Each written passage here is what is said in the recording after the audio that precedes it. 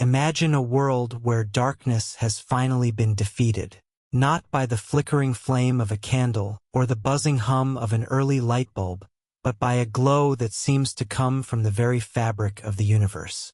In 1898, Marie Curie discovered radium, and for a brief, shimmering moment, humanity believed it had captured a piece of the sun. It was called the miracle element. It was liquid sunshine. It was the ultimate fuel for life itself. But in our frantic quest for eternal vitality, we failed to notice the horror hidden in the light. This beautiful, haunting blue luminescence was actually the glow of a microscopic wildfire, a silent energy that was burning through the very boundaries of human biology.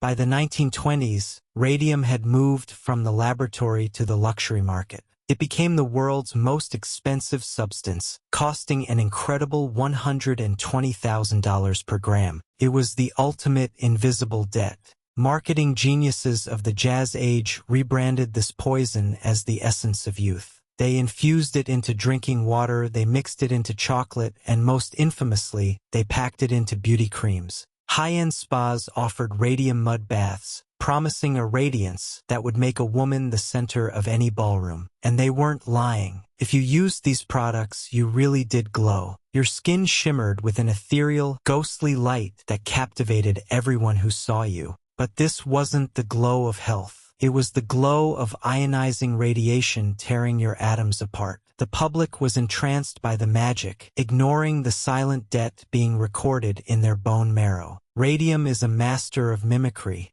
To your body, it looks exactly like calcium. Your bones don't see a threat, they see a building block. They welcome the radium into the jaw, the hips, and the spine, locking it away in a permanent radioactive tomb. You were becoming a lighthouse, a beacon of modern science, but the light was coming from a fire that could never be extinguished. Welcome to the era of radioactive radiance, where the pursuit of a glowing complexion led to a debt that would take 1,600 years to pay. Our investigation into the eternal glow begins now.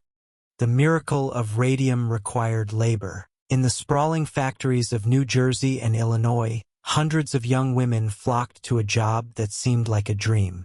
Their task was simple, yet elegant, painting the tiny numbers on watch dials so they would glow in the dark for soldiers in the trenches. These women were the Radium Girls.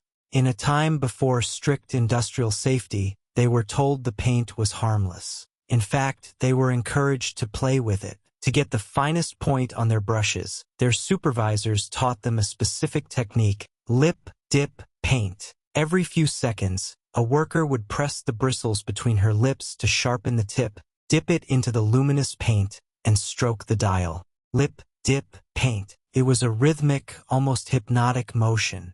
Each girl did this hundreds of times a day. With every flick of the tongue, they were swallowing microscopic amounts of the most deadly substance on Earth. But at the time, it felt like magic. These girls became a local sensation. They would walk home from the factory at night with their clothes, their hair, and even their skin glowing from the dust in the air. They were called the Ghost Girls. They embraced the radiance. They wore their best dresses to work so they would shimmer in the dance halls later that evening. Some even painted their teeth with the leftover radium paint just to surprise their boyfriends with a glowing smile when the lights went out.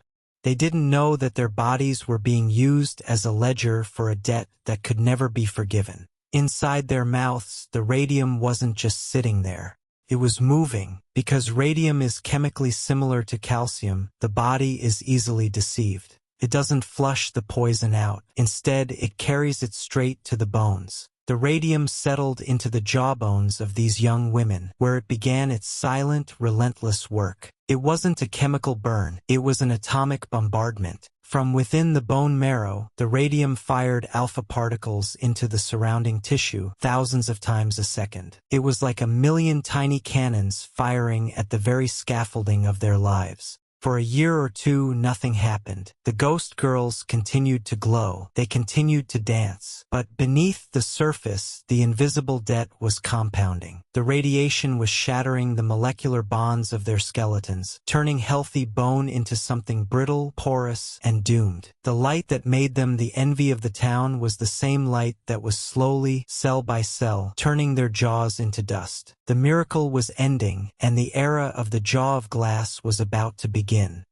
The first sign of the debt coming due wasn't a glow, but a dull, throbbing ache. It started in the mouth. One by one, the Radium Girls began to visit their dentists, complaining of agonizing toothaches. But when the dentists pulled the offending teeth, the wounds refused to heal. Instead, a dark, foul-smelling infection crept into the empty sockets. Then came the horror that medical science had never seen. When a doctor touched a patient's jaw, the bone didn't just feel soft, it crumbled like dry chalk. In some cases, the entire jawbone didn't just decay, it detached from the skull. This was radium jaw. The radiation had literally honeycombed the bone from the inside out, turning the strongest part of the human face into a porous, necrotic sponge. The invisible debt was no longer invisible. It was physical. It was grotesque. One woman, Molly Maggia, watched in horror as her entire lower jaw was removed by her dentist with nothing but his fingers. There was no surgery required. The bone had simply ceased to exist as a solid structure. But the radium wasn't finished. Because it had replaced the calcium in their entire skeletons, the women began to suffer from spontaneous fractures. A simple step could shatter a hip. A turn of the head could crack a vertebra. Their bodies were becoming as fragile as ancient glass, all while remaining terrifyingly, mockingly radiant. As the women began to die, the companies that employed them didn't offer help. Instead, they launched a campaign of character assassination. They told the public that these girls were suffering from syphilis, a shameful disease at the time, to explain away the rotting jaws and the crumbling bones. They suppressed medical reports and hired their own experts to testify that radium was safe. The girls weren't just losing their lives, they were losing their reputations. But they refused to go quietly into the dark. Led by Grace Fryer, 5 of the dying women sued the United States Radium Corporation. It was a race against time. They were so weak they couldn't even raise their hands to take the oath in court. Their bodies were literally falling apart, but their voices remained clear. They weren't just fighting for money, they were fighting to expose the atomic lie.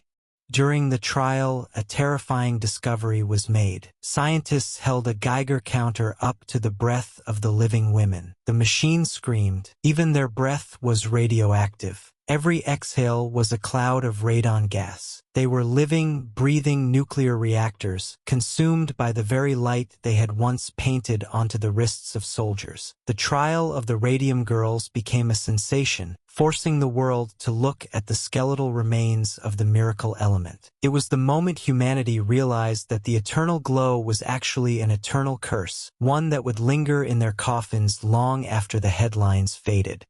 While the Radium Girls were fighting for their lives in the shadows of the factories, the wealthy elite were voluntarily inviting the same poison into their mansions. To the upper class, radium wasn't just an industrial tool, it was a status symbol. And no one embodied this tragic obsession more than Eben Byers. Byers was the quintessential American success story, a wealthy industrialist, a champion golfer, and a socialite who seemed to have everything. But after an arm injury, his doctor prescribed him a popular tonic called Radither. It was simply distilled water infused with radium isotopes. The marketing promised it would provide a boundless energy that no coffee or liquor could match. Byers didn't just take Radither, he became its ultimate evangelist. He believed so strongly in its miracle properties that he consumed nearly 1,400 bottles over several years. He felt invincible. He told his friends he had never felt more alive, even as the radium was silently replacing every healthy atom in his skeleton with a ticking time bomb.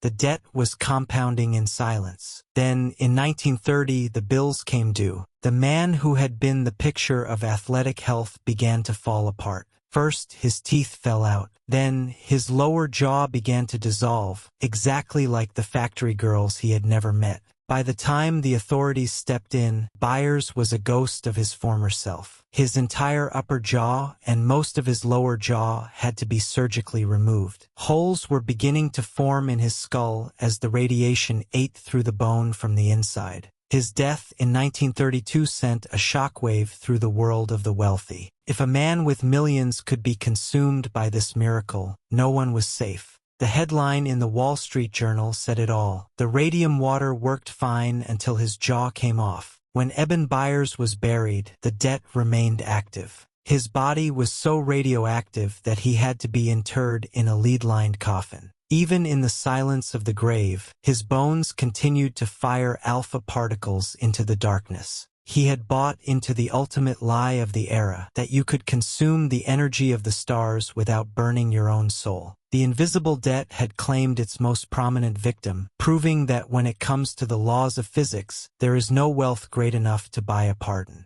The headlines eventually faded, and the factories fell into ruin, but the debt of the eternal glow was never truly settled. You see, radium-226 has a half-life of 1600 years. This is a scientific fact that defies human history. It means that today, in the quiet cemeteries of New Jersey and the grand mausoleums of the elite, the bones of the Radium Girls and Eben Byers are still active. If you were to stand over their graves with a Geiger counter tonight, the machine would still scream. Deep beneath the earth, their skeletons continue to fire alpha particles into the darkness, a silent, microscopic war that will continue for dozens of generations. They are the most radiant ghosts in history. Their story remains as a haunting reminder of our obsession with instant beauty and boundless energy. We often think we are buying a miracle, but in the realm of physics, there is no such thing as a free gift. Every time we ignore the hidden costs of our modern glow, whether it's the chemicals in our skin or the filters on our screens, we are signing a similar contract. The Radium Girls paid with their jaws. Byers paid with his life. We must ask ourselves, what part of our soul are we mortgaging for the next shimmering promise? Because as history proves, once you invite the light into your bones, it never truly goes out. The debt is due, and its half-life is longer than our memory.